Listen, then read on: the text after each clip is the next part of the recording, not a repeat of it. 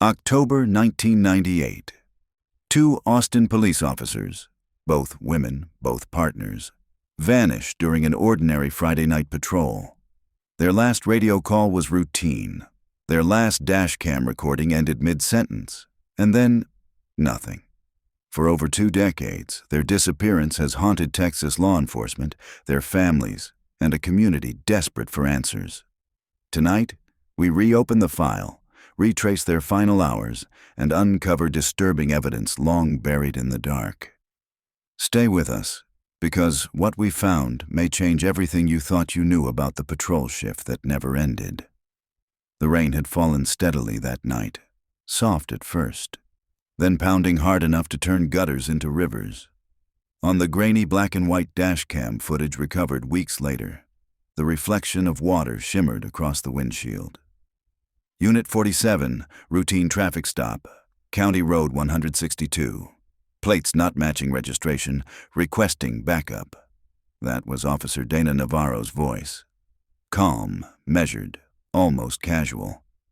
Her partner, Officer Claire Monroe, leaned forward in the passenger seat, jotting notes on a clipboard. The faint scratch of her pen was caught by the microphone. The video showed red taillights ahead, glowing faintly through the curtain of rain. Their squad car slowed, tires hissing on the slick asphalt. A sedan sat idling on the shoulder, trunk slightly ajar, license plate swinging loosely in the wind. Dana's voice came again, slightly muffled as she leaned toward the radio. Approaching vehicle now. The footage continued. Both women stepped into the storm, reflective jackets gleaming in the headlights. They approached on either side of the suspect vehicle. Claire's flashlight beam cut across the trunk. The lid shifted upward a fraction, as if stirred by the wind, or by something else. Then the screen flickered, and went black. That was the last anyone saw of them. The Navarro family gathered in their living room each October, even after 20 years. The ritual never changed. Candles lit on the mantel. Photographs of Dana in uniform propped carefully beside framed pictures of Claire Monroe. 2 officers, 2 partners, 2 women swallowed by the night. Donna's younger sister, Marisol, set a ceramic mug on the coffee table and pulled her cardigan tighter around her shoulders. "Every year feels heavier," she whispered. Her mother, Elena, nodded without looking away from the photo. "Because every year we have less hope." On the television, a local news anchor repeated the same words that had become tradition. Tonight marks 20 years since Austin police officers Dana Navarro and Claire Monroe disappeared during a routine traffic stop outside San Marcos. Despite extensive searches, neither woman has been found. The case remains open, with investigators still urging anyone with information to come forward. The segment ended with the same haunting dash cam clip. 2 silhouettes moving toward a car. Rain pouring down, headlights burning into the dark. Then, static. Marisol's stomach twisted. She hated that clip, hated how it reduced her sister's life to 30 seconds of grainy footage. Dana had been more than that. She had been laughter at the dinner table, warm advice during heartbreaks, the steady protector of their family after their father passed away. But to the world, she was just an unsolved case. Detective Henry Cole had been a rookie back then, assigned to paperwork and phone duty. He remembered the night vividly, the frantic radio silence, the mobilization of search teams, the chopper blades beating the soaked air as officers combed fields with flashlights. Now, 2 decades later, Cole was seasoned, gray at the temples, carrying the case file like a phantom limb. Every October, he pulled the thick folder from his desk drawer and spread its contents across his office. Photographs of the patrol car, mud-slick fields, the sedan with its trunk half open. Witness statements scrawled in faded ink. Tonight, though, something new lay among the papers. A manila envelope with no return address, slid under his office door earlier that day. Inside was a single Polaroid. The photograph showed an abandoned barn, weather-beaten wood, collapsed roof, rust creeping across its tin siding. In the foreground, faint but visible under a layer of dust, was something painted in red. 47. Cole's chest tightened. That was their unit number. The barn stood 15 miles outside San Marcos, forgotten at the end of a rutted dirt road. Cole drove there alone, gravel crunching beneath his tires, clouds hanging low in the evening sky. The place smelled of damp wood and decay. Vultures shifted restlessly on the rafters as he stepped inside. His flashlight beam crawled across peeling boards and stacks of rotted hay. Then he saw it. On the far wall, scratched deep into the timber, were words that made his blood run cold. "We never left." Back in Austin, Marisol stared at her phone. She had received a text from an unknown number an hour earlier. Ask them about the barn. Her hands trembled as she typed a reply, but the number was already disconnected. For the first time in years, she felt the chill of possibility. That Dana's story wasn't finished, that answers were still out there. And for the first time in years, she was terrified of what those answers might be. Detective Henry Cole sat at his desk long past midnight, the Polaroid of the barn propped against his coffee mug. The photo had no fingerprints, no smudges, no traceable markings. Whoever left it had known what they were doing. He leaned back in his chair, listening to the hum of the building's heating system. Most of the department had gone home hours ago. Only a few scattered lights burned in the hallway, casting his office in a tired glow. The scratched words from the barn wall replayed in his mind. "We never left." He told himself it was probably a cruel prank. Teenagers dared each other to sneak into old barns all the time.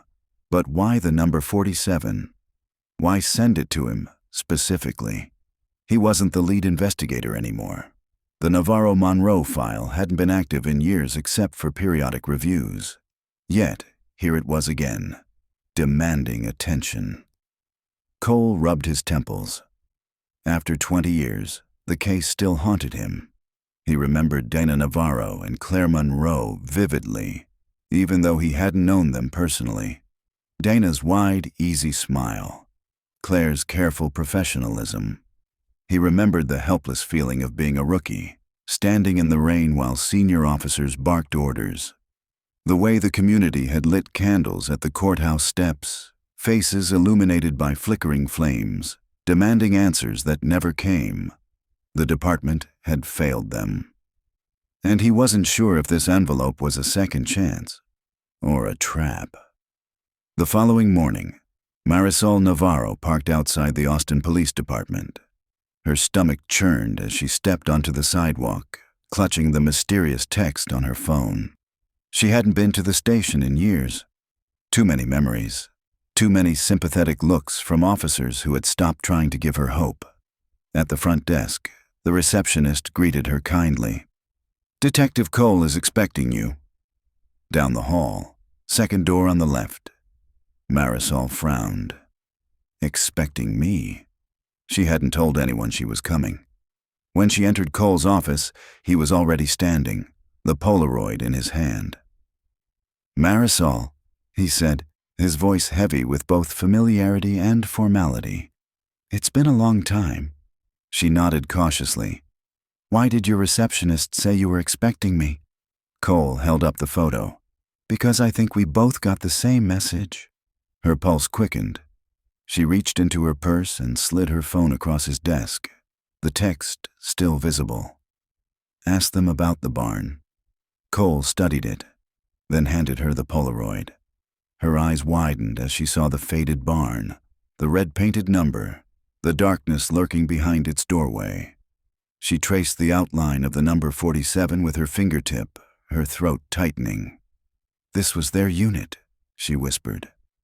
Cole nodded. "Someone wants us looking here."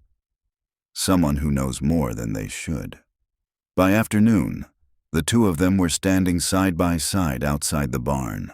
The October air carried a damp chill, the kind that seeped into bones. Marisol hesitated at the threshold. She had imagined places like this before, in nightmares. Somewhere her sister might have been taken, Somewhere her sister might still be. Cole clicked on his flashlight and led the way. The beam illuminated the scrawled words on the wall. "We never left." Marisol's hand flew to her mouth. Oh my God! She traced the letters with trembling fingers. They were carved deep, not recent. The grooves had weathered over time. "Someone wanted this message to last," Cole said quietly. Marisol's knees wavered. For years she had begged for signs, begged for proof her sister's fate might not have ended that night on County Road 162. And here, in the rotten silence of an old barn, was something tangible, something real. Cole scanned the ground, noting disturbed dirt near the back wall. He crouched, brushing away a layer of leaves. A faint outline appeared, rectangular, maybe 2 feet long. He swallowed hard. "This looks like a burial site." Marisol's breath caught. "Dana? Or evidence?" Cole said carefully. "Don't jump ahead." He called it in. Within an hour, crime scene techs arrived, their vans rumbling up the dirt road. They taped off the perimeter, set up portable lights, and began digging. Marisol stood back, arms wrapped around herself as shovels cut into the earth.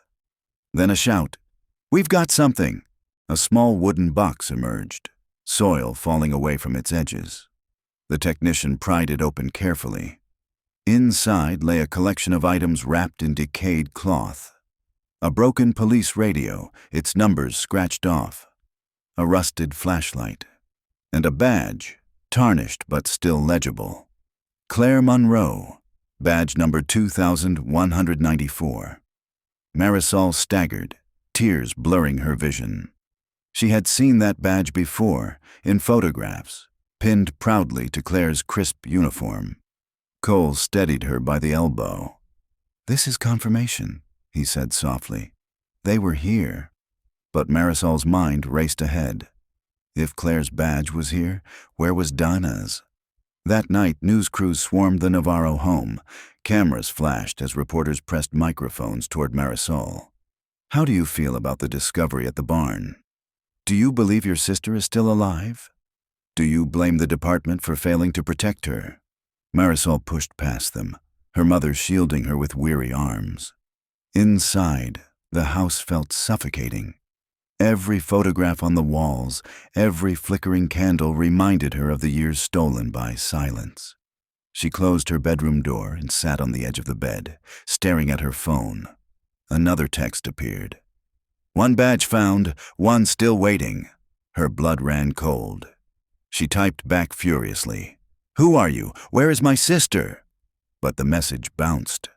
Number disconnected. Marisol buried her face in her hands. Somewhere out there, someone was playing a game with her family's grief. Someone who knew exactly where to cut. Across town, Detective Cole poured whiskey into a glass and sat in the silence. He couldn't shake the image of the badge in that wooden box. It was both a breakthrough and a curse. It meant Claire Monroe had been taken to that barn. It meant Dana Navarro might have been too.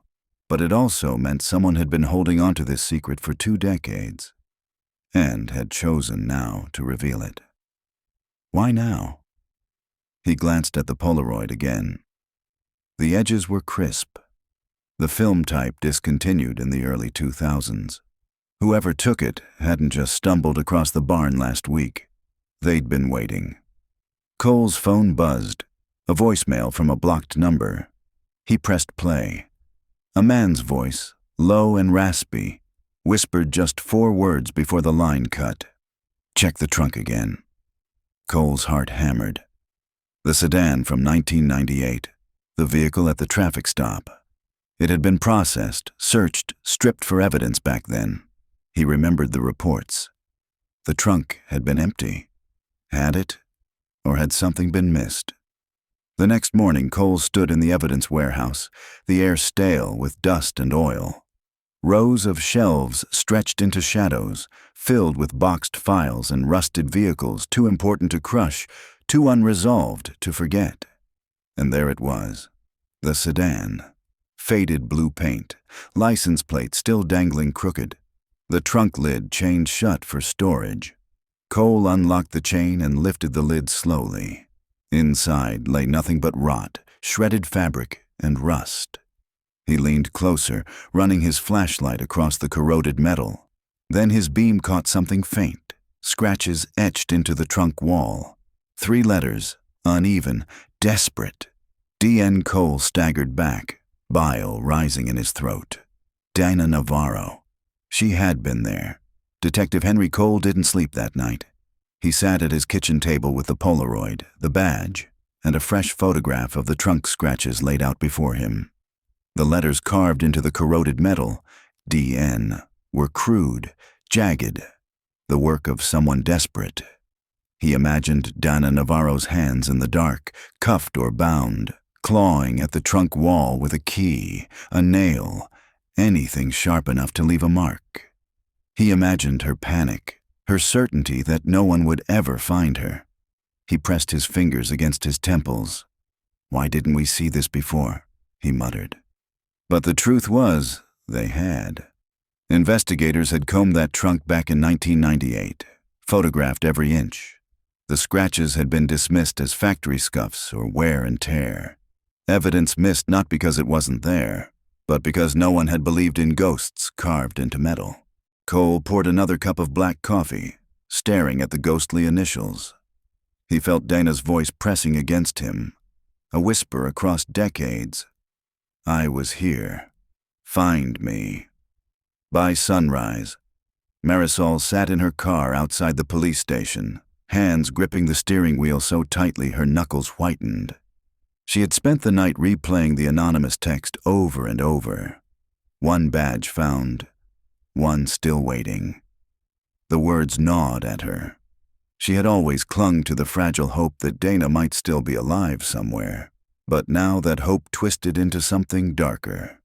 If someone knew where Dana's badge was, did that mean they knew where Dana was too, or what had been done to her? She forced herself out of the car and into the station. Cole was waiting in the lobby, eyes hollow, shirt rumpled. "You saw it," he said quietly. Marisol nodded. "You mean the trunk?" "Yes, the initials. They're hers." No doubt her breath caught. For a moment she couldn't speak, couldn't breathe. The image of Dana clawing letters into steel burned behind her eyes. "What does it mean?" she whispered. Cole shook his head. "It means she was alive after the stop, at least long enough to leave a mark. And it means whoever took them wanted us to think the car was clean." That afternoon, Cole requested access to the original case files, thousands of pages stacked into bankers' boxes. He and Marisol spread them across a conference table in a windowless room at headquarters. The air smelled of old paper, ink faded to sepia, photographs curled at the edges, showing rain-soaked fields, muddy boots, officers standing grim-faced beside the sedan. Marisol's hands shook as she lifted a photograph of Dana and Claire together, smiling in their uniforms. "They trusted each other completely," she said softly. "Dana always said Claire was like the older sister she never had. They covered each other's blind spots. They were untouchable together." Cole studied the photo carefully. And yet, someone found a way to separate them. He flipped through reports, searching for inconsistencies. There had been dozens of tips back then, most of them useless. A drifter spotted near the highway. A gas station clerk who thought he saw 2 women with a man in a baseball cap. A farmer claiming headlights passed his property at midnight. All dead ends. But now, with the barn and the trunk, Cole wondered how many of those old reports had been more than noise. Marisol picked up a file stamped "Confidential." Interview transcript. It was dated October 15th, 1998, 3 days after the disappearance. Interviewer: Detective Ramos. Subject: Vernon Pike, mechanic. Ramos: You say you worked on a blue sedan matching this description? Pike: Yeah. Fella brought it in late at night, said the trunk lock was busted, wanted it welded shut. Thought it was strange, but money's money. Ramos: Did you get a name? Pike: No, paid cash. Tall, maybe 6 foot, rough voice. Had a kid with him, boy about 10. Marisol's eyes widened. Why wasn't this followed up? Cole frowned. It was. But nothing stuck. No records, no ID. The lead went cold. But a kid, Marisol said urgently. Someone would remember a boy. Cole rubbed his chin. Unless he grew up, changed his name, disappeared into the cracks. Marisol shivered. Later that evening, Cole drove Marisol out to the barn again. The October wind rustled through dead corn stalks nearby, rattling like dry bones. Inside, the message we never left loomed in the beam of their flashlights. "Do you think Dana wrote this too?" Marisol asked. Cole shook his head. Different tool, different hand. The letters are deeper, older, could have been Claire, or could have been someone else entirely. Marisol crouched near the dirt floor, brushing away leaves. If they were kept here, there must be more. Something hidden. Cole knelt beside her, pressing his palm against the cold ground. He thought of the anonymous caller whispering, "Check the trunk again." Whoever it was, they weren't finished. They were feeding crumbs, leading him step by step. But toward what? Night settled heavy over the Navarro house. Marisol tried to sleep, but the shadows seemed alive, shifting against the walls. Around 2 a.m., her phone buzzed on the nightstand. A new message. "Barn isn't the first place. Look where the rain fell." She bolted upright, heart pounding. The words felt like a riddle. She scrolled back to the dashcam footage in her saved files, the last recording of Dana and Claire. Rain hammered the windshield, water streaking down the glass. Look where the rain fell. She replayed it again and again, pausing at the moment Claire's flashlight beam swept across the trunk. Water dripped steadily from the lid, pooling on the pavement. Not just rain. Something leaking. Her stomach knotted. There was something in that trunk before they disappeared. The next day, Cole stood in the evidence warehouse again, flashlight trained on the trunk. He saw it now, the faint water stains on the interior lining, preserved after all these years. He called a lab tech. "I want these tested for trace DNA, every inch of it." The technician frowned. "After 2 decades? You won't get much, just try." Marisol arrived moments later, pale from lack of sleep. She told Cole about the message. He nodded grimly. "They're pushing us forward, whoever they are. It's like they want us to see what we missed, or like they want us to go in circles," Marisol said. Cole looked at her, the weight of 20 years in his eyes.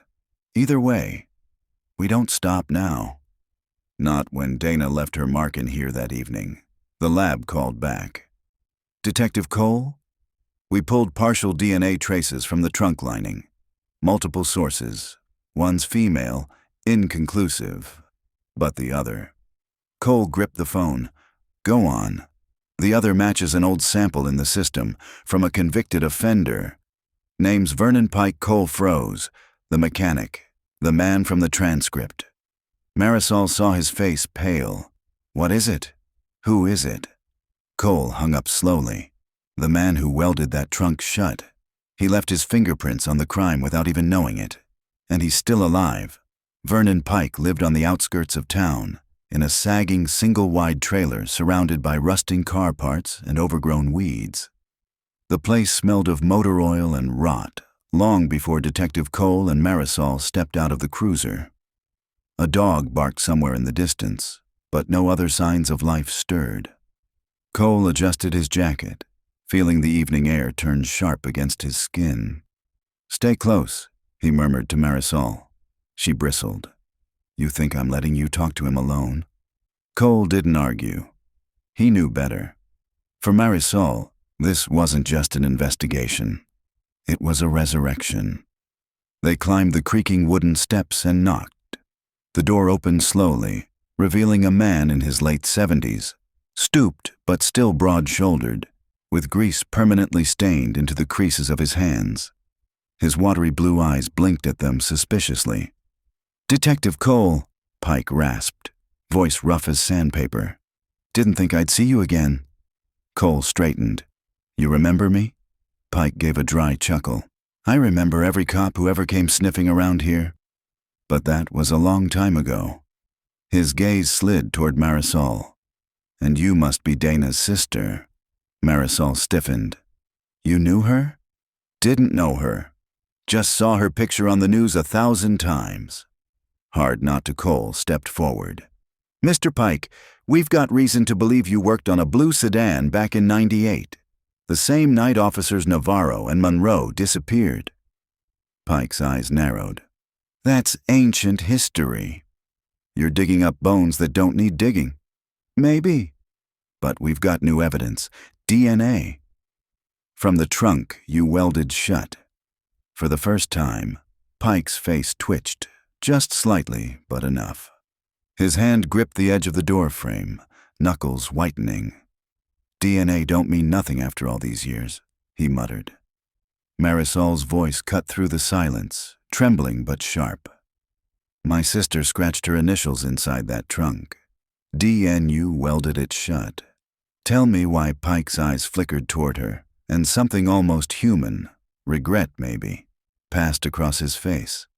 Then he shook his head and turned away. "You should leave," he said. "Both of you. Some things stay buried for a reason. Cole didn't move. If you don't want to talk here, then come down to the station. We can do this the official way." Pike barked a bitter laugh. "You think I'm afraid of your station?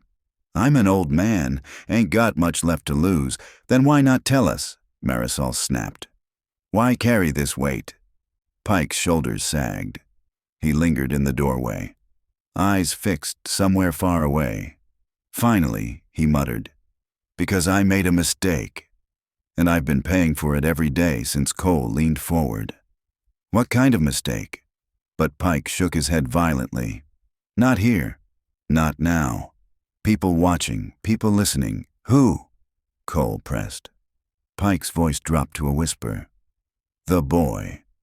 Marisol frowned. "What boy?" But Pike slammed the door shut. Back in the cruiser, Marisol's hands trembled in her lap. He knows something. He knows exactly what happened.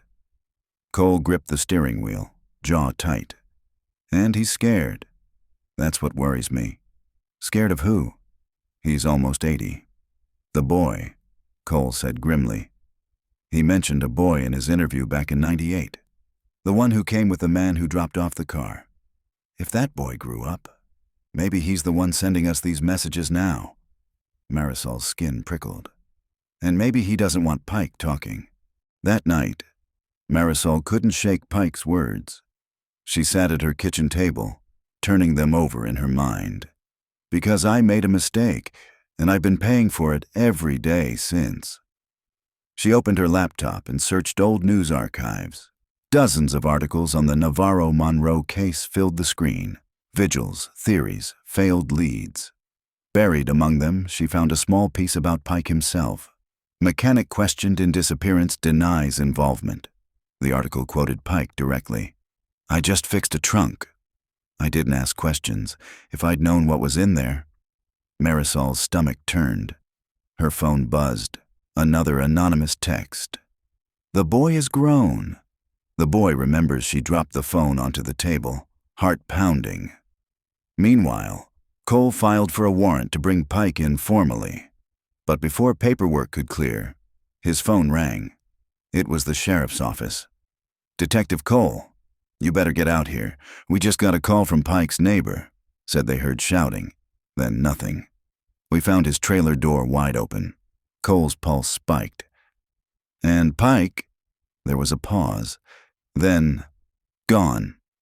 The drive out to the trailer felt endless. Flashing lights bathed the sagging structure in red and blue. Deputies moved in and out, their radios crackling. Cole ducked under the tape and stepped inside. The place was a wreck. Drawers pulled open, papers scattered, a chair overturned. On the kitchen table sat a single item, a rusted wrench streaked with something dark. Blood. Marisol followed close behind, covering her mouth as she took in the scene. "He's gone," she whispered. "They took him." Cole examined the table. Next to the wrench, scratched deep into the wood, were words that froze him in place. "Ask the boy." The following morning, Cole sat with Marisol in a diner just outside town. Neither of them touched their food. Marisol's voice was raw. "If Pike is gone, then we'll never know the truth." Cole shook his head. "Not necessarily. If Pike was protecting someone, that boy, then maybe the boy's still out there. Maybe he's the one who's been leaving us these messages, and maybe he wants us to find him." Marisol's eyes burned with fatigue and determination. "Then we find him." "Whatever it takes," Cole nodded. "We start with Pike's old records. Work, family, anyone connected to him back then. If there was a boy, his name has to be somewhere." Outside the diner window, the morning sun broke through thin clouds, casting a cold, pale light across the parking lot. Marisol thought of Dana again. Her laughter, her fierce loyalty, her stubbornness. If Dana had fought hard enough to scratch her initials into steel, then Marisol owed her the same fight now. The patrol shift that never ended wasn't just a case file anymore. It was a calling, and they were only at the beginning. The courthouse archives smelled of dust and neglect, the air thick with the weight of decades of secrets. Cole signed the logbook at the desk while Marisol shifted impatiently beside him. She'd barely slept. Her eyes were rimmed red, but her focus was razor sharp. "We'll start with employment records," Cole said quietly. "Pike worked at Harwood Auto for nearly 20 years. Someone must have been close to him. Maybe family." They sat at a long oak table stacked with manila folders.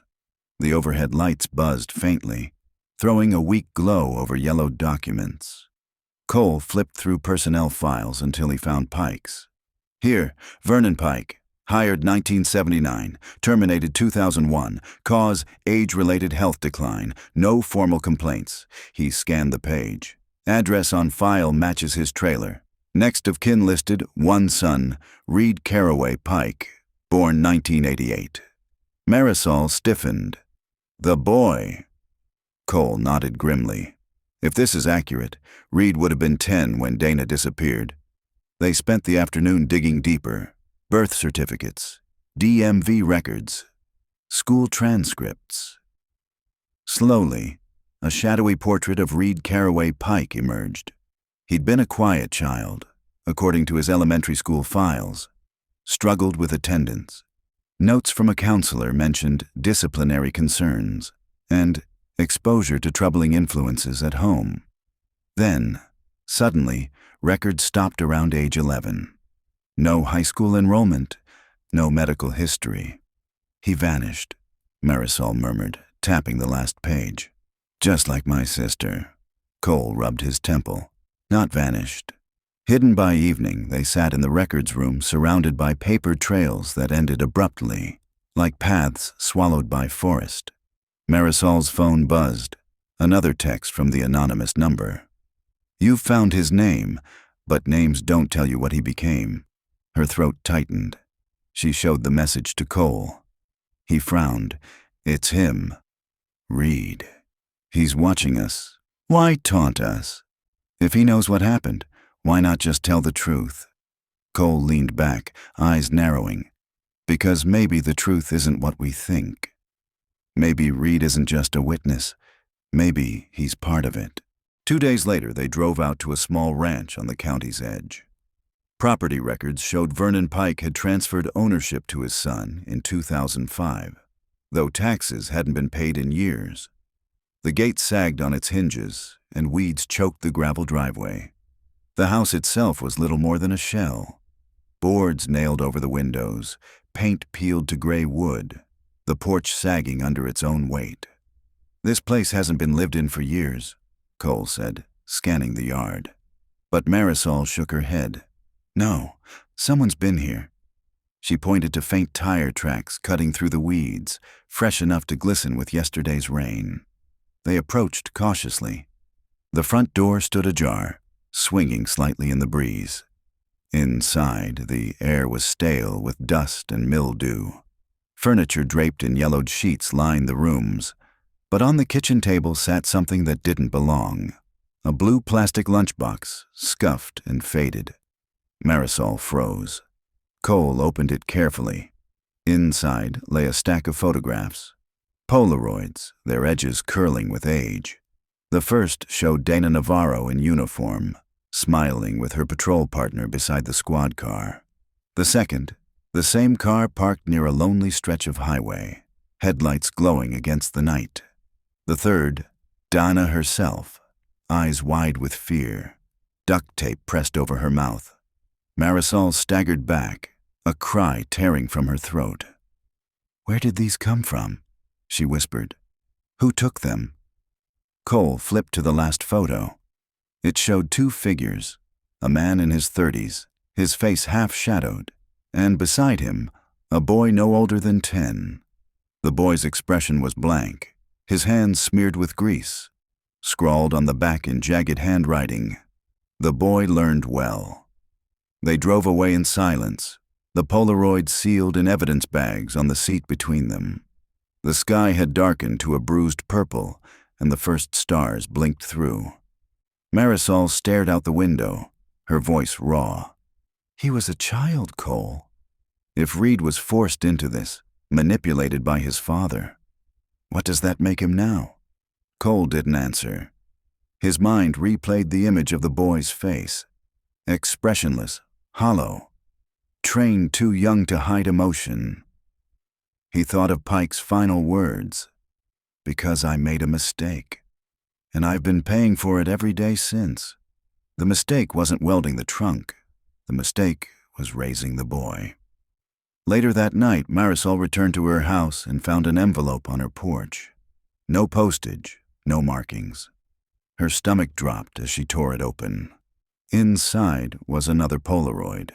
It showed Marisol herself, sitting at the courthouse archives 2 days earlier, the overhead lights casting a halo around her head as she flipped through folders.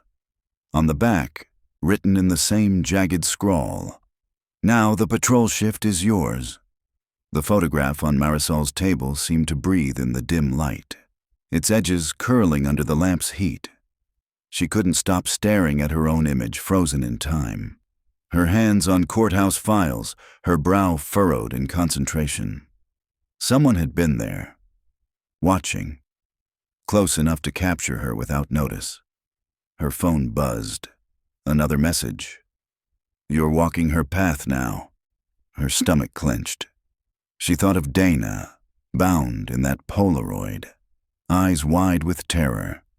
The parallels weren't just haunting, they were deliberate. Detective Cole arrived minutes later, his jacket thrown over his arm, tie loosened. He studied the photo in silence, jaw tightening as he set it back on the table. "He's escalating," Cole muttered. "First texts, then old photos, now fresh ones. He's not just remembering anymore. He's reenacting." Marisol's voice was low, steady but quivering underneath. "You think he wants me to end up like Dana?" Cole met her gaze. "He wants control. Same way his father had, but this time he's writing the script himself." The house creaked under the wind, a reminder of how vulnerable she was. Cole noticed her trembling hand and added, "You're not alone in this. You're not her replacement. You're part of the hunt." The next morning, they filed for protective surveillance. 2 patrol units rotated near Marisol's street. But Cole knew better. Shadows like Reed didn't show themselves unless they wanted to. Instead, they doubled down on research. In the dim light of the records division, Cole pieced together Reed's absence from official systems. No license renewals, no tax filings, no bank activity. Yet someone this invisible still had reach. Marisol paced the floor. So how does he survive? How does a ghost afford Polaroids, burner phones, gas to stalk people? Cole's answer was grim. He's got help. Networks. The kind that move in silence. That evening, they returned to Pike's abandoned ranch. Crime scene tape still fluttered at the gate, But the place felt different now, heavier. Inside, the smell of mildew had intensified, mingled with faint smoke. Cole swept his flashlight across the kitchen. The lunchbox was gone. Evidence was logged yesterday, Marisol said quickly. Cole shook his head. Not everything. On the counter, someone had arranged 3 objects: a police badge dulled with age, a cracked wristwatch, and a child's shoelace knotted tightly into a loop. Marisol's breath caught. That's Dana's badge. She reached out before Cole stopped her. Don't. Gloved hands only. They bagged the items carefully, but Marisol's heart hammered as she stared at the shoelace. Dana had once tied her sneakers with that same double-loop knot, stubbornly tight so it would never come undone. Reed wasn't just leaving breadcrumbs. He was taunting them with relics only family would recognize. Back at the station, the evidence techs confirmed it. The badge's serial number matched Dana Navarro. The watch was traced to Officer Lisa Monroe. The shoelace carried faint traces of DNA too degraded for certainty. But the lab's preliminary note chilled Cole. Consistent with juvenile female, approximate age 8 to 12 at time of contact. Marisol pressed her fists to her mouth. Lucia, she whispered, accidentally slipping Dana's daughter's name from memory, though Dana had never had one. No, she corrected herself with a hollow laugh. That's just me mixing this case with others. I'm losing track. Cole touched her shoulder. You're not losing track. You're seeing connections. Reed wants that confusion. He thrives in it. 2 nights later, Cole was driving home when his headlights caught something reflective on his windshield. A Polaroid, taped directly across his line of sight. He pulled over, ripped it free, and froze. The photo showed him, asleep in his own chair at home, head tilted back, the faint glow of a muted television behind him. On the back, cop sleep. The boy never does. Cole's chest tightened. He looked around, scanning the dark roadside, the empty fields beyond. Every shadow felt alive. He dialed Marisol immediately. Lock your doors, he said. He's been inside my house. The following morning, Cole met with Marisol at the diner, the Polaroid between them on the booth's table. Neither touched their coffee. Marisol whispered, He's moving faster now. More bold. He's building to something, Cole agreed. But the question is, what? She swallowed hard. The patrol shift that never ended. That's what this is, isn't it? He's replaying their last night. Dana and Lisa. He's rewriting it with us. Cole's jaw tightened. Then we figure out where their shift ended, and we stop him before he gets that far. Outside, a storm rolled over the horizon, thunder rumbling like an omen. The hunt was no longer about uncovering the past. It was about surviving the present. The storm broke at dawn, washing the streets in sheets of rain. Wipers thudded rhythmically across the windshield as Cole and Marisol drove the route mapped from the old dispatch logs. The last patrol ever recorded for Officers Navarro and Monroe. The line on the map looked ordinary. A loop across town that should have ended at the precinct parking lot. But it hadn't. Somewhere along that path, 2 women had vanished into the dark. Cole pointed to the highlighted route. Here's where the cruiser's signal dropped. Mile marker 147, near the old quarry road. Marisol stared out at the rain-blurred landscape. That stretch is empty. Nothing but mesquite and limestone. Empty now, Cole said. Not in '98. They parked on the shoulder, boots sinking into mud. The rain had softened into mist, wrapping the world in gray. Cole unfolded the weather dispatch log, reading aloud. Unit 12, routine patrol. 2214, traffic stop. 2243 cleared. 2305, welfare check at closed gas station. 2321, radio silence. Marisol frowned. No mention of the quarry road. Cole flipped the page. None. Just ends there. Marisol's brow furrowed. Dana always kept detailed notes. She'd never skip a stop. Cole scanned the fog-draped fields around them. Unless someone ordered her not to write it down. They trudged down the cracked asphalt of Quarry Road. The pavement dissolved into gravel, then dirt. Brush closed in on both sides, heavy with rain. Half a mile in, Marisol spotted something. A faded wooden sign half buried in weeds. She brushed away the growth, revealing peeling letters. Sundown Motel, 1 mile. She stared. I don't remember this place. Cole nodded slowly. That's because it closed in 99. Condemned. But in 98. It was open. The mist thickened as they pressed forward, the faint outline of a structure materializing through the trees. The Sundown Motel sat like a carcass, its neon sign shattered, its roof sagging inward. Windows gaped black, and the front office door hung from one hinge. Cole's stomach sank. This was their last stop. Inside, the air reeked of mold and animal droppings. Wallpaper peeled in long strips, and water dripped steadily from a broken ceiling tile. Marisol's flashlight beam swept across the reception desk. Dust coated everything, except for one rectangular patch where something had recently been moved. Someone's been here, she whispered. Behind the counter, Cole found a ledger. Pages warped with moisture, ink smeared. But one entry stood clear. October 12th, 1998. Room 6, paid cash, initials RCP. Marisol's throat tightened. Reed Caraway Pike. Cole flipped the page. The next line was blank. No checkout time, no signature, just silence. They pushed deeper into the hallway, boots crunching broken glass. Room numbers peeled from the doors. At the far end, room 6 stood slightly ajar. Cole nudged it open with his shoulder.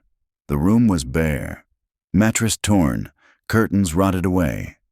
But on the wall, carved deep into plaster, were letters that froze Marisol in place. DN, her sister's initials. Marisol's breath hitched. She was here. Dana was here. She reached out, tracing the grooves with trembling fingers. For a moment she felt her sister's presence. Her defiance pressed into the wall like a message across time. Cole's flashlight beam caught something under the bed frame. He crouched, tugging out a small, rusted tin box. Inside lay a cassette tape, its label smeared but legible. 12-10-98, Patrol. Back at the station, they fed the tape into an old player. Static crackled, followed by the faint hum of a patrol car engine. Then Dana's voice, steady but tinged with unease. Unit 12, possible suspicious activity at Sundown Motel. Male subject with juvenile, requesting backup. A pause. Then Lisa Monroe's voice, sharper. Dispatch, confirm backup ETA, subject approaching vehicle. Another pause, then chaos. Shouts, a door slamming, muffled struggle. Dana's voice, urgent now. Get your hands off! The tape cut off with a shrill screech of static. Marisol covered her mouth, tears welling. That's the last thing she ever said. Cole leaned back, every muscle tense. Not the last, just the last we've heard. That night, Marisol sat alone in her living room, the cassette tape on the table. The storm had passed, leaving the air heavy and still. Her phone buzzed again. Another anonymous text. Room 6 wasn't the end. You haven't found the basement. Marisol's breath caught in her chest.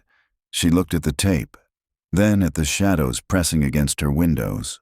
The motel wasn't done with them. The Sundown Motel loomed in the moonlight like a corpse no storm could wash away. Its skeletal frame jutted against the night sky, neon sign a hollow husk. Cole killed the headlights, parking far down the gravel shoulder. The only sounds were cicadas and the distant rustle of wind through mesquite trees. You ready? He asked, glancing at Marisol. She gripped the flashlight so tightly her knuckles whitened. She carved her initials in there, Cole. She left us a message. I'm not stopping now. Cole nodded. He admired her fire, but he could feel the danger closing in. The motel wasn't abandoned. Not anymore. They entered through the same rotted office door. The smell of mildew and stagnant water clung heavier at night. Their flashlights cut narrow tunnels through the dark, beams flickering against cracked wallpaper and broken furniture. Room 6 waited at the end of the hall. The carved initials on the wall seemed to glow faintly under Marisol's beam. "Basement," she whispered, recalling the text. Cole swept the floor. Nothing obvious, but when he pulled the stripped mattress aside, his light caught faint scratches in the linoleum, a rectangular outline, as though a rug had once hidden it. He dropped to his knees, pried at the edges. With a groan of warped wood, a hatch lifted, revealing a narrow set of stairs descending into blackness. Marisol's stomach twisted. She was down there. Cole tightened his grip on his sidearm. "Stay close, no matter what." The stairs moaned under their weight, each step sinking them deeper into the earth. The air grew colder, damp, heavy with something sour and metallic. At the bottom lay a corridor barely 6 feet high, walls raw cement streaked with moisture. Their flashlights illuminated faded graffiti, crude etchings. Among them, more initials. DN again. Scratched again and again until the wall crumbled. Marisol's throat closed. She touched the grooves, whispering, "She fought. She wanted to be found." Cole pressed forward. The corridor opened into a chamber.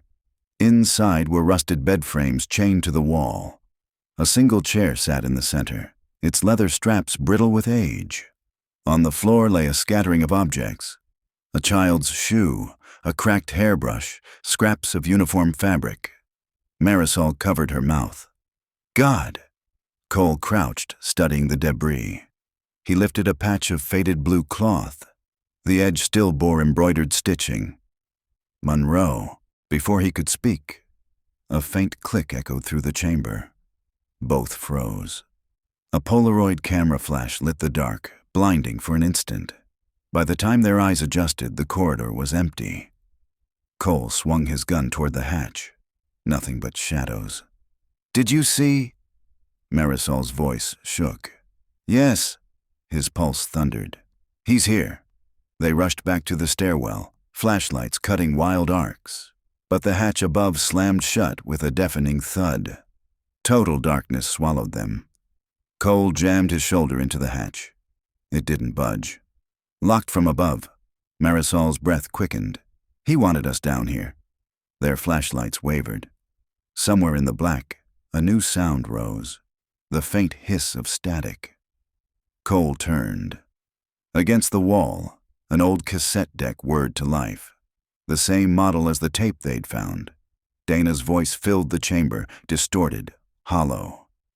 "Unit 12, possible suspicious activity." The same recording they'd heard before, but now it continued past the cutoff. "Male subject restraining. Lisa, get back." A scream, then pounding fists against metal. Dinah again, her voice ragged. "Whoever finds this, tell my sister." The tape cut to silence. Marisol's knees buckled. Tears blurred her vision.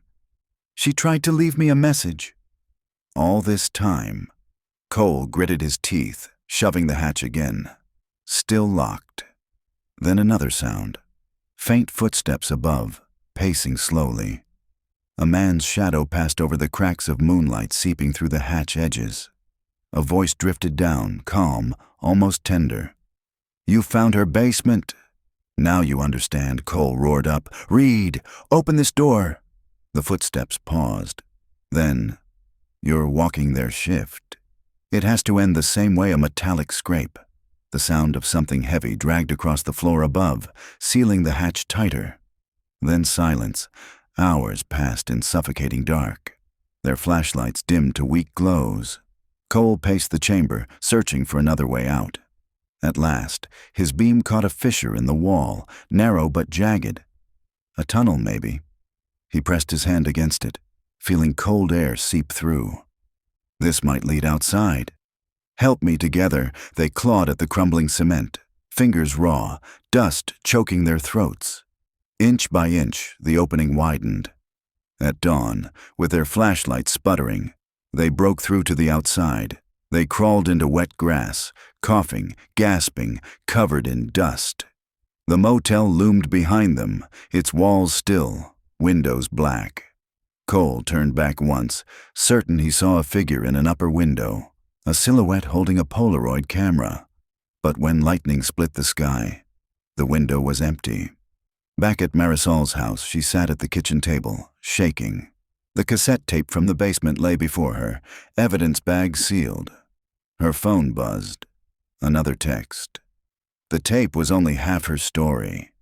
Cole leaned against the counter, exhaustion in every line of his face. "He's pulling us deeper."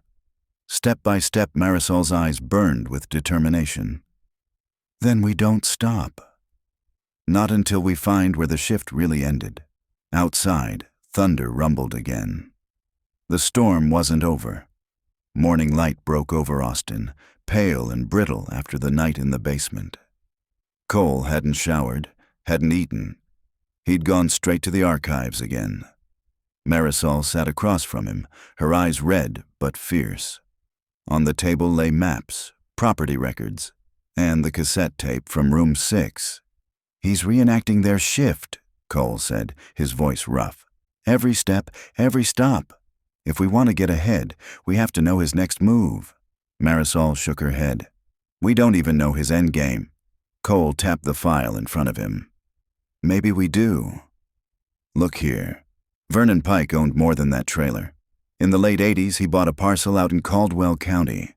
Old farmstead, dirt cheap, never sold, never developed. Tax records show it's still in his name." Marisol leaned forward. "Reed's childhood home." "Exactly." Cole's eyes were grim. "If we want to know what made the boy, we have to go back where it started." The drive to Caldwell County took them past flat fields and clusters of mesquite trees, the horizon endless and gray.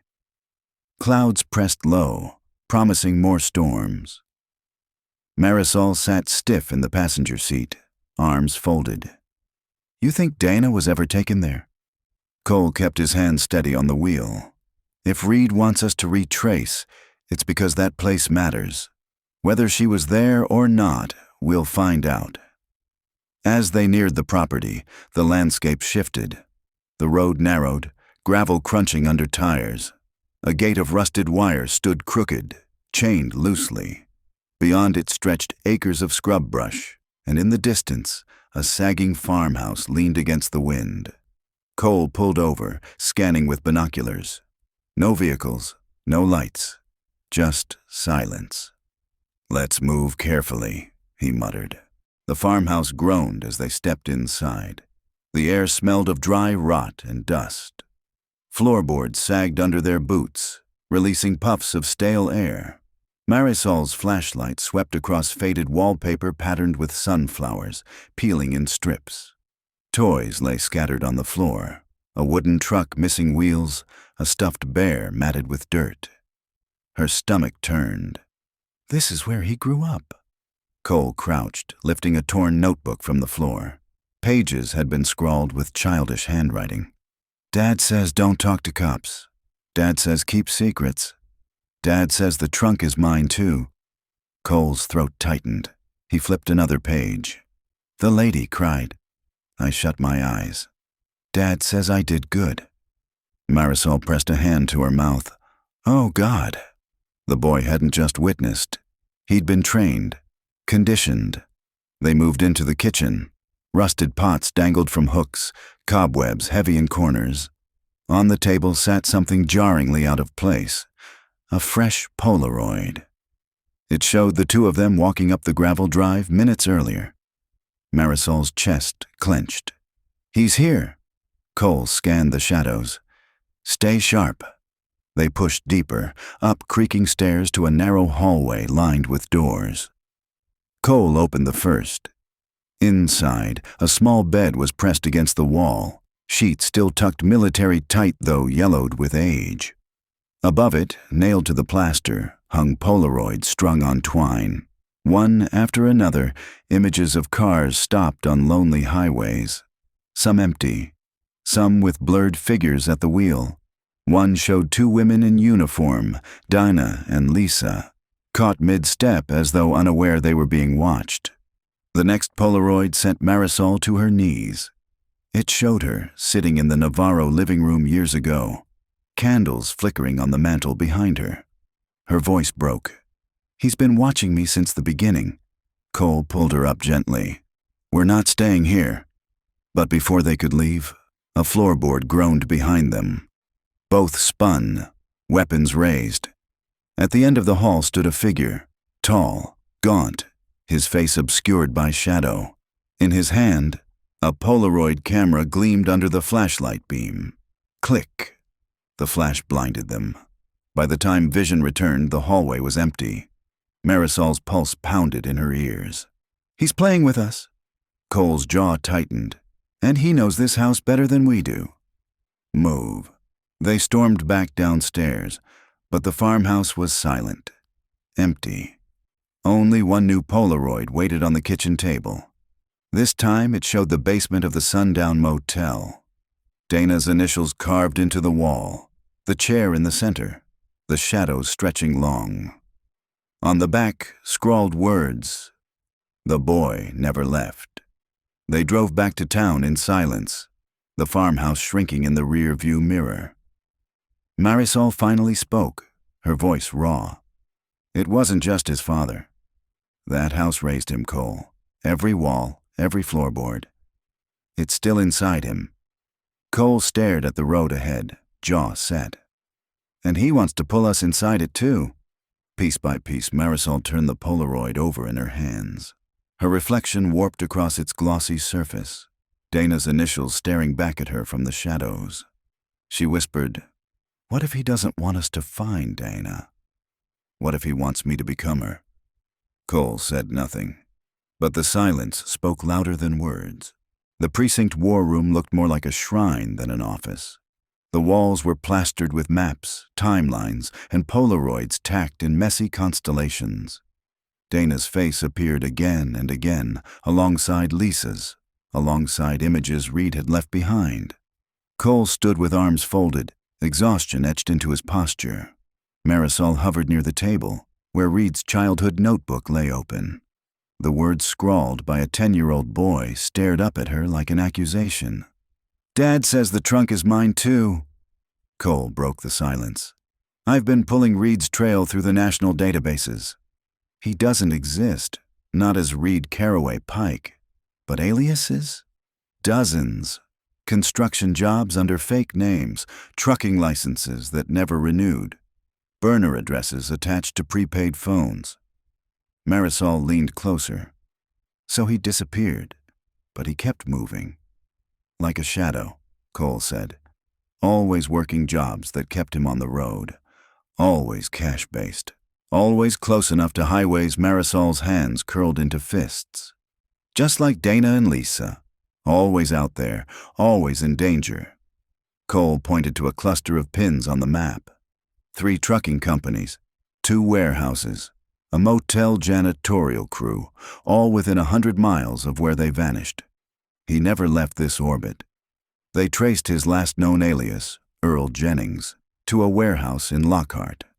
The building sat on the edge of an industrial park. Long metal siding faded to dull gray. Inside, the air smelled of cardboard and oil. Forklifts beeped in the distance as workers loaded pallets. Cole flashed his badge at the foreman. "We're looking for an Earl Jennings. Hired here about 5 years ago." The foreman frowned, scratching his beard. "Jennings?" "Yeah, I remember him. Kept to himself. Worked nights. Then one day, just stopped showing. Left a locker full of junk. Can we see it?" They followed him into a narrow hallway lined with dented metal lockers. The foreman tugged one open, hinges screeching. Inside were scraps of paper, a coffee mug, and, at the bottom, a bundle of Polaroids bound with rubber band. Marisol's breath hitched. The first photo showed Cole at his desk years ago, unaware of the camera. The second, Marisol leaving her workplace late at night. The third, Dana, again, grainy but unmistakable, caught mid-step in uniform. On the back of the stack, written in jagged hand, "The patrol never stops. Not for you, not for me." Back at the precinct, Cole spread the photos across the table. His jaw tightened as he studied them. He's been everywhere, watching, waiting. Marisol's voice trembled. This isn't just obsession. This is ritual. Cole nodded slowly. Reed's life froze the night of that traffic stop. He's been reliving it ever since. Every job, every alias, every motel. He's carrying the patrol forward. Marisol whispered, "And dragging me into it." That night, Marisol returned home under the watch of 2 patrol units parked discreetly on her street. She tried to sleep, but the house creaked too loudly, the shadows too deep. At 2 a.m., her phone buzzed. Another Polaroid image appeared on the screen, this time digital. It showed her bedroom window from outside, curtains half drawn, her silhouette faint in the glow of the lamp she'd left on. Her chest clenched. She scrambled for the locks, checked every window, every door. The patrol cars were still outside, yet Reed had been close enough to see her, to capture her, without a sound. She called Cole immediately. He answered on the first ring. "He's here," she whispered. "He's outside." "Stay calm. Stay where you are. I'm coming." But even as Cole sped through the empty streets, Marisol knew Reed had already vanished into the night. The next morning, Cole stormed into the station, demanding resources. "We need to treat this like an active manhunt, not a cold case. He's escalating, stalking, breaking into homes, taunting us with evidence. This isn't history anymore. This is happening now." His captain frowned. "Cole, without a warrant, without solid Cole slammed a Polaroid onto the desk. "That's my house. Taken while I slept in my chair. You think this is coincidence? He's not a ghost. He's flesh and blood. And he's circling closer every day." Reluctantly, the captain relented. "One task force, temporary. But Cole, if you're wrong." Cole's voice hardened. "I'm not."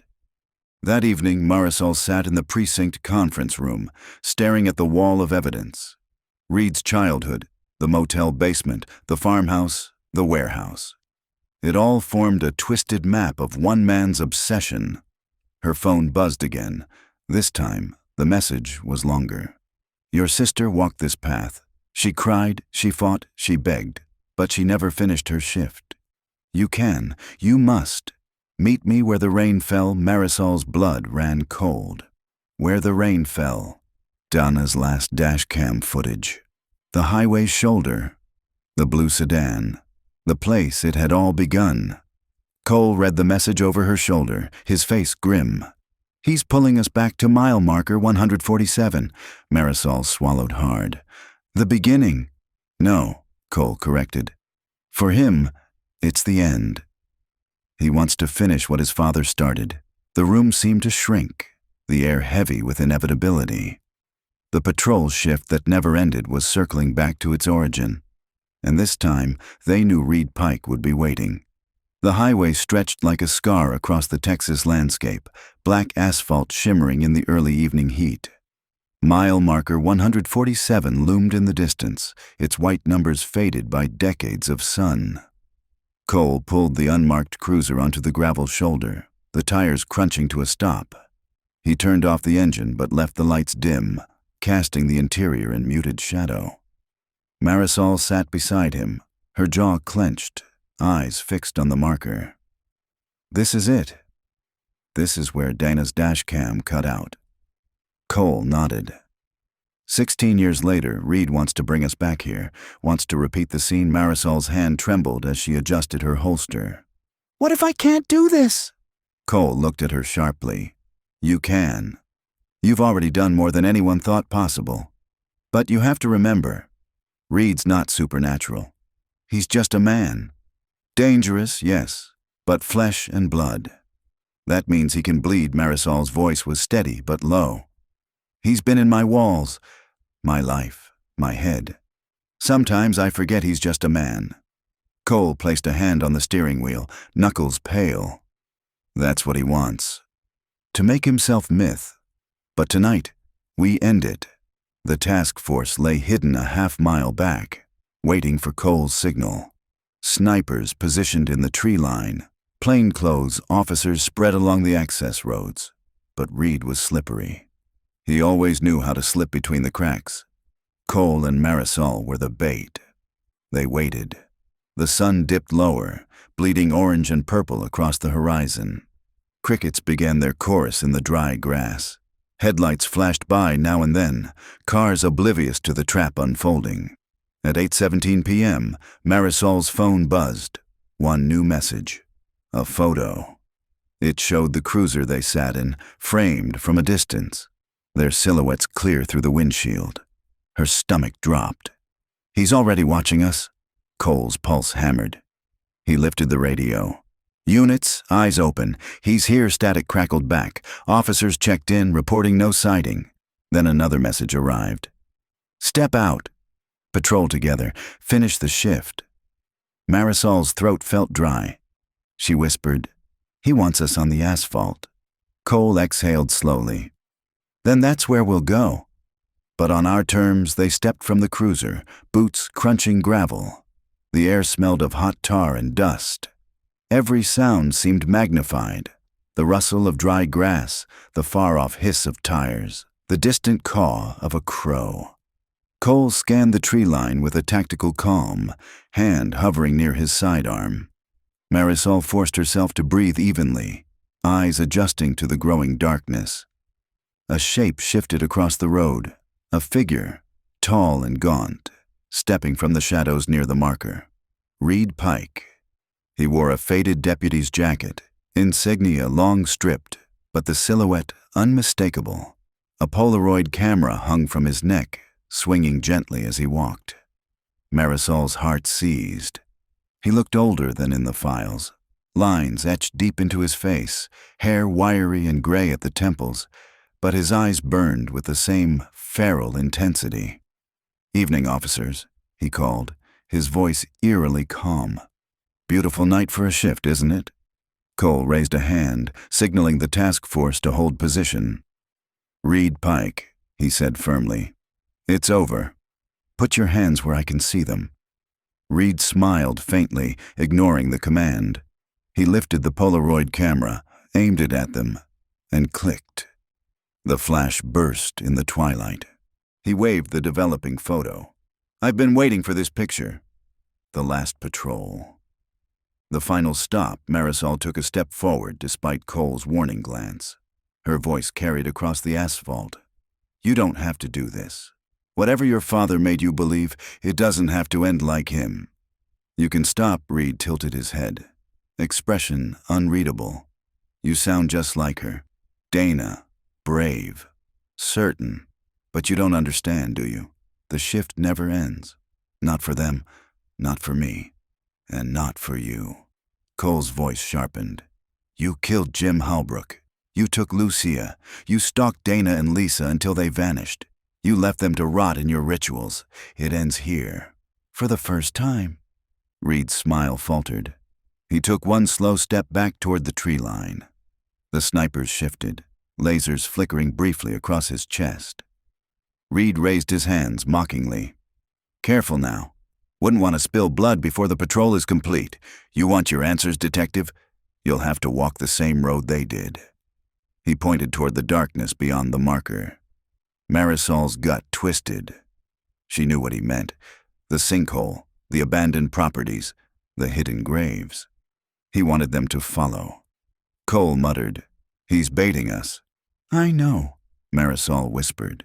But if we don't follow, we'll never find Dinah. Reed's eyes glinted. She's waiting, just like the others.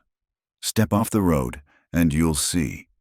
Then he slipped back into the tree line, vanishing like smoke. Cole barked into the radio. Units, move!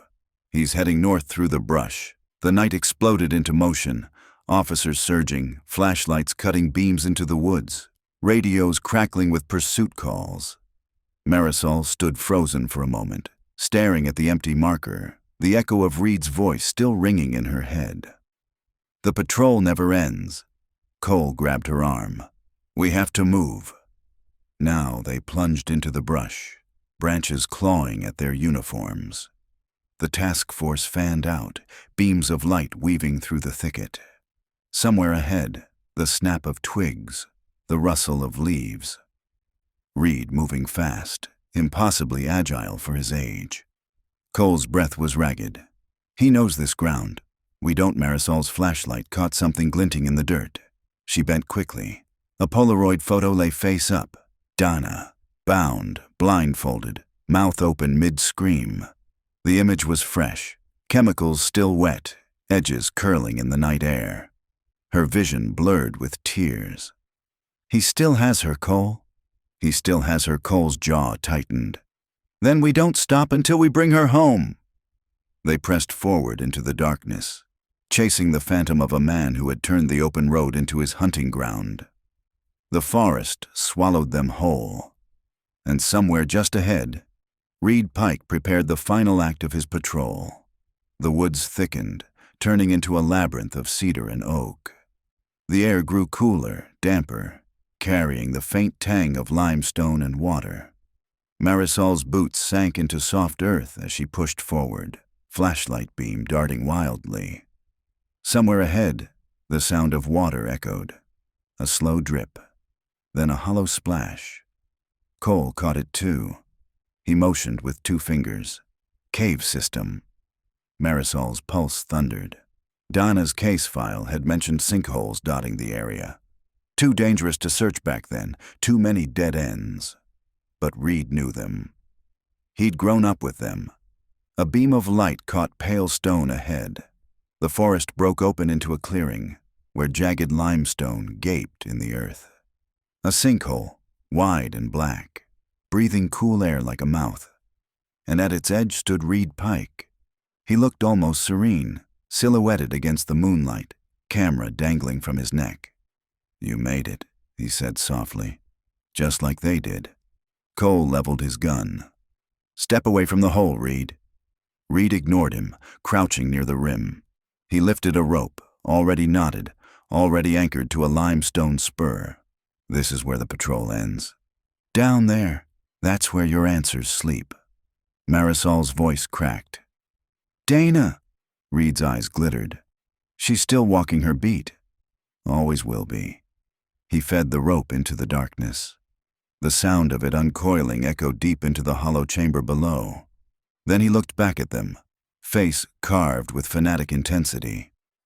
Come see. Cole advanced cautiously, every muscle tense. You go down first, Reed. Hands on your head. Now Reed only smiled. No, detective, you've got to earn it. That's how my father taught me. A patrol shift doesn't end until you've walked it all the way down. He swung the rope once, then began lowering himself, feet braced against the jagged wall. Cole cursed and lunged, but Reed moved fast, sliding into the dark. His voice floated back up, echoing unnervingly. Come finish it! Marisol's heart hammered against her ribs. She stepped toward the rope. Cole grabbed her arm. No, it's a trap! Tears burned her eyes. What if Dana's down there? Cole's jaw clenched. Then we go together. They clipped harness lines to the rope. The task force had caught up, floodlights blazing across the clearing. Officers set anchors, rifles trained on the pit. Cole and Marisol began their descent. The cave swallowed them in damp silence. Their flashlights carved tunnels of light across slick stone walls. The rope creaked with each shift of weight. 10 feet down, 20. The air smelled of wet earth and something older, rust, decay. Cole's boot touched limestone ledge. They unclipped and moved forward, beams cutting across the chamber. The floor stretched into a hollow dome, stalactites dripping overhead. In the center stood Reed. He had arranged Polaroids across the walls, hundreds of them, curling in the damp air. Photos of Dana, of Lisa, of Marisol, even of Cole. Each one pinned with rusted nails, forming concentric circles like ritual symbols. At Reed's feet lay a crude wooden cross, rotted and water-stained. Ropes dangled from it, stiff with mildew. Marisol's stomach lurched. Dana was here. Reed spread his arms wide, his shadow stretching monstrous across the wall. She walked her patrol. She gave herself to the road. Just like all of them. Just like you will. Cole stepped forward, gun raised. Where is she? Reed laughed softly.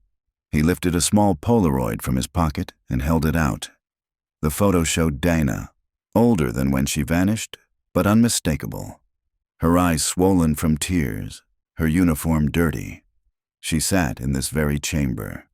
The date scrawled at the bottom, 2009. Marisol's breath hitched. She was alive. Years after, Reed nodded almost reverently. She stayed with us. She finished her shift. Marisol's legs buckled. Cole caught her, his own rage boiling. What did you do to her, Reed? Reed's expression hardened. I didn't do anything. The road claimed her. The patrol never ends. Marisol's grief flared into fury. She tore free of Cole's grip and lunged at Reed. Where is she? She screamed, fists pounding his chest. Reed let her strike him, almost welcoming it. Then, with surprising speed, he pulled the camera from his neck and smashed it against the wall. Shards rained down, scattering across the cave floor. You'll never know, he hissed, because knowing ends the shift. And the shift never ends. Cole pressed the gun harder into Reed's temple. It ends tonight. Reed's eyes burned. Then finish it. Do what my father couldn't. The cave pulsed with silence. Marisol stood shaking, torn between rage and despair. Cole's finger tightened on the trigger. Then Marisol spoke, her voice breaking. No, we take him in. He doesn't get to vanish like a ghost. He doesn't get to control the ending, Reed sneered. You'll never have closure. Marisol stepped closer, her face inches from his. Maybe not. But you'll rot in the light instead of thriving in the dark. She slapped cuffs on his wrists, the clink echoing through the chamber. As they hauled Reed up the rope, the cave seemed to breathe relief. The Polaroids fluttered in the draft like restless spirits. At the surface, floodlights blinded Reed, officers swarming to drag him into custody. He laughed, high and thin, voice carrying across the clearing. The patrol never ends. Not for me, not for you. Marisol stood on the rim, staring down into the sinkhole's yawning black. Somewhere in that abyss, Donna's story had ended, but Reed hadn't broken her. He wouldn't break them either. Cole came to her side, silent. Together they watched Reed shoved into the back of a cruiser, still grinning, still chanting. Marisol whispered, more to herself than anyone, "The shift is over." But in her heart, she knew the echoes of it would follow her forever. The courthouse smelled of varnish and old paper. Reporters pressed against the barricades, their cameras flashing as Reed Pike was led through the hallway in shackles. His once proud stride had shrunk into a shuffle, but his eyes still glittered with that unsettling conviction. The patrol never ends, he muttered as deputies escorted him past the throng, his voice barely audible, yet picked up by every microphone. Marisol watched from a distance, standing with Cole at the far end of the corridor. She felt no triumph in seeing Reed caged, only exhaustion. Cole's jaw was set. He'll never walk free again. That's what matters. Marisol shook her head slowly. It doesn't bring Dana back.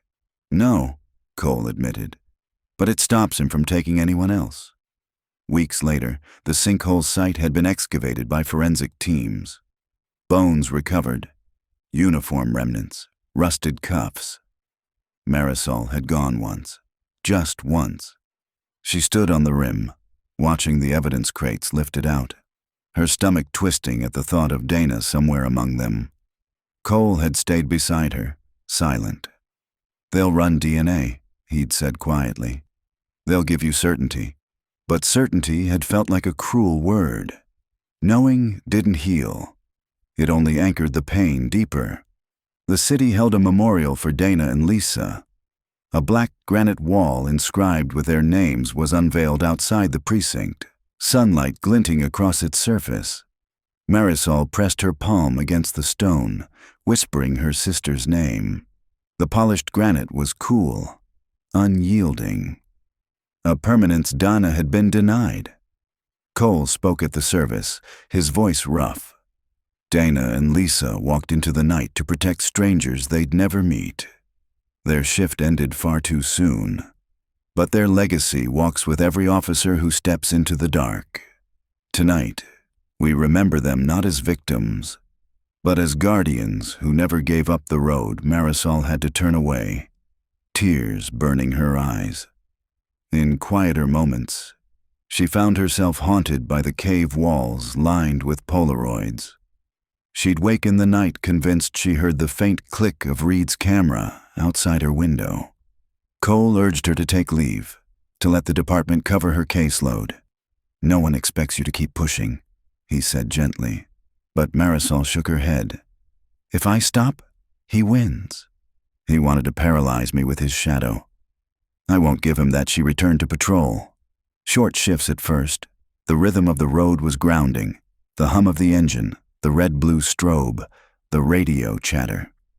Yet every traffic stop, every stretch of empty asphalt, carried the weight of what had been lost. Reed's trial stretched for months. Prosecutors piled evidence, the warehouse locker of photos, the cave with its Polaroid shrine, witness testimony from Reed's fractured past. He never denied anything. He spoke calmly, describing his father's lessons, the shift that never ended, the way he had only carried it forward. The courtroom chilled as he recited the names of those he had watched, those he had taken as if reading a roll call.